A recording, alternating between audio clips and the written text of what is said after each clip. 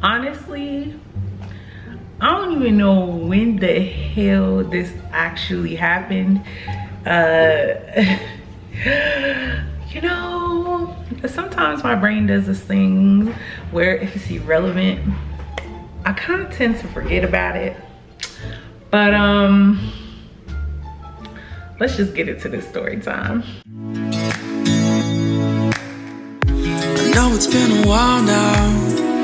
You're taking off in parts I've never heard of. I'm trying to figure out how I can show you now how I've been running out of things to. Hey Glam, welcome back to my channel. It's your girl Talent Love, and today I'm coming at you with a story time. Now, I know I gotta catch y'all up on Curly and Slim. I know I do. I gotta catch y'all up on Curly and Slim. I think y'all have 2 more episodes of the saga left, but this is a quick story time that I had thought up when I was in the car driving. And I was like, oh yeah, and I really don't know what made me think of this, y'all. But we're gonna get into it. So, like I said, I don't really know how old I was.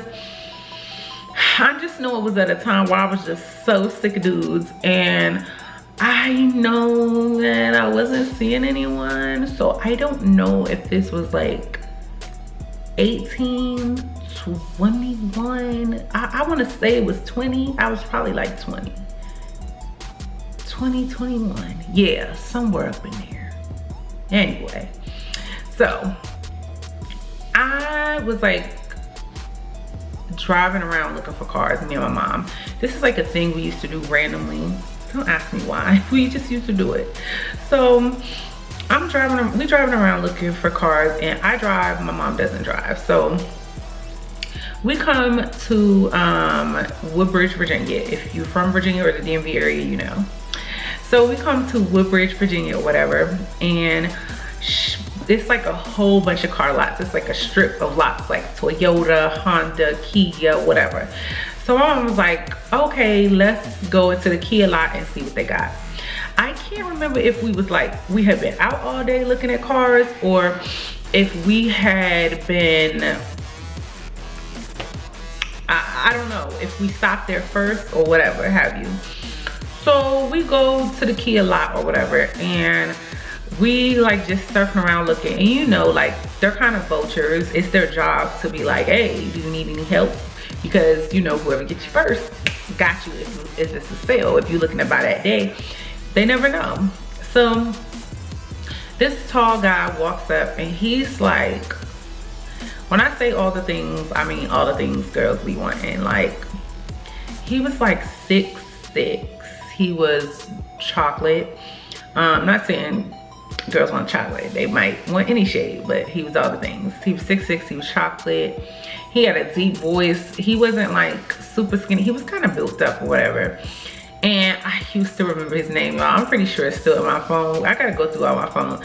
Y'all, we're gonna make that a video one day. I'm gonna go through my phone and call the people whose name I don't know this voice, and we're gonna see what the hell they talk about or how I met them, and see if they remember me, because I sure don't remember them. I think his name started with an A though. I really do. I get A vibes. Anyway, so he's like, you know, how can I help you or whatever, and we're telling him what we want or whatever, and he was just like giving my mom vibes like he wanted my number, and he was like, you know, I can help you this and that, da, da, da, da. So we leave it, and my mom, I mean, he takes our information, and we was like, we was gonna think about it. We was gonna think about it because we wanted to look at other car lots. And if we didn't find what we wanted, we was gonna, you know, come swing back around and see what else he had to offer. Because we did get into one car. We didn't test drive it, but my mama likes to get in cars and see like how much room it is. You know how you do when you get cars or whatever. And now that I think about it, I don't know if she wanted a car or if I wanted a car. Now, my mama always keeps a car. But this is like, she always keeps a car even though she doesn't drive. She usually keeps a car. And I always thought that was funny, but whatever. So, we leave, and on the way leaving, I was like, ooh, he was cute. And my mom was like, he wanted your number. And I was like, no, he didn't. He would have asked. She was like, well, you're with your mom, so like, who's gonna ask? So Anyway, I get home and he's like texting me like, hey, you know, what's your information, da da da. Because when we had left, he said that he was going to text for the information because either we were rushing and we had to get home to get my brothers, or I had to leave for work. I don't know. Yes, I was like 19. Okay, because I was 19 or 20 because I was working at Old Navy at the time, I remember. So he was texting me while I was at work, and then he was like, yeah, you know, that night he was like, I'm so sorry if this seems inappropriate, but would it be okay if, you know, I take you out on a date sometime? And I'm like, yes sir, choose me, yes sir, choose me, yes. So we planned a date. So he come pick me up or whatever, and I'm telling my little sister, I'm like, girl, he all the things, he fine, da, da, da, and he had balls to, you know, he got my number, he hollered at me or whatever, and da, da, da, da. He already met mom, that's out the way. And my sister like, man, yeah. So we in the room just talking. And I think me and my sister had separate rooms at the time. Yeah, because she had a pink room, I had a blue room. And so she had a bunk bed, and I was like laying on the floor while she's on her bottom bunk, like just talking to her like, sis. So he come pick me up, and you know he a car salesman, so he got a nice ass car, y'all. I don't remember what the car was, I just know it was a really, really nice. It was like a sports car. So the first thing I thought when I got into it, I was like, ooh, I wanna drive. So obviously I was gonna ask that when you first get in, because you don't wanna like wear out your welcome too quick, like, yeah. So I get in the car or whatever, and you know, he opens the door from what I remember. I think he did, but I'm not sure. I think he did. So as we get in, we chit chat and we on our way to the movie or whatever. So the first thing that rubbed me the wrong way, when we walk into the movie, y'all, I still remember this like it was yesterday. He got the ticket, they was like, there's the food bar, whatever. You want anything? Hey, he didn't say, was you hungry? Was you thirsty? You got a lump in your throat? You want some water? Like, nothing, y'all. He made a beeline straight to that goddamn, to the theater. And I was like,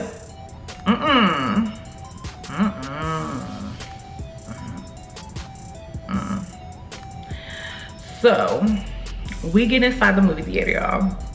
And we watched the movie. I don't remember what we were watching, but I remember that I wanted to see like a boy movie, and he wanted to see a girl movie. And I was like, well, not girl, but like a romance type movie. And I felt like, cause he was trying to get up under me. And then I was just like, I'm not feeling this. So I already was looking sideways because he didn't even offer me nothing to eat. And I was not hungry, but what if I was though? Like, what if I was thirsty? Like, he didn't even say, oh, let's share popcorn or anything like that. Like, So we get inside or whatever, and we're chit-chatting, and like the previews are playing. He puts his arm around me, and I'm like, yo, what the fuck? Like, why is your arm around me? I'm confused. I'm really confused. And y'all, like I said, I had a terrible taste in my mouth because it's just like, you didn't even offer me anything to eat. So we're like less than a quarter of the way through the movie, y'all, and he's just like asking me weird stuff like, yeah, what you trying to do after this or whatever. And I'm like thinking he would have a little bit more respect because he met my mama the first time he met me. But I remember he was like, this was, mind you, y'all, this was a long time ago. I'm 32 now, but I'm gonna tell y'all, this is why I still vividly remember like the ending part, because it was so trifling. So he's like asking me like, oh yeah, what you trying to do when you do it? And I'm like, go home.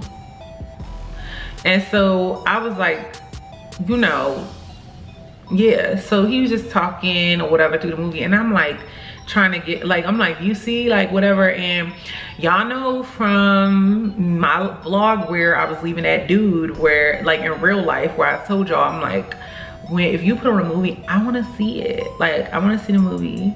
I want to see it. Even like if I'm with a dude I've been with for a long time and you're like my dude, I want to see the movie. I want to see it.